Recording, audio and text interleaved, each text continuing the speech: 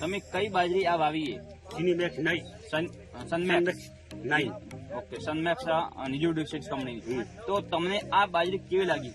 આનામાં જો દોણામાં સારો આવે છે અને ઉપરથી સેટ દોણો હોય છે, બરાબર. હાઈટમાં સારામાં સારી આવે છે, ઘાસચારામાં સારી આવે છે, ખાવામાં એકદમ મીઠી આવે છે. તો બીજી અને ગમે તો વાયરો કે ગમે તે હોય ને તો પડતી નથી. પવન સામે એમ પડતી નથી. તો વાયેલું હતું. તમે અત્યારે કેટલી બાજરીઓ ટોટલ તમારા ખેતરમાં વાવેલી? કેટલી કંપનીની? હાલ 3 કંપની 3 કંપનીની. તો 3 કંપની તમે જે બાજરી વાવી એમાં તમને સારી બાજરી કઈ લાગી? સારી. સનમેક્સ સારી લાગી.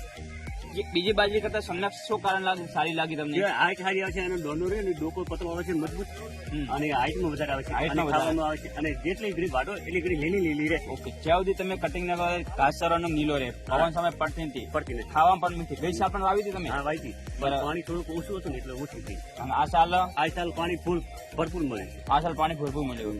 તો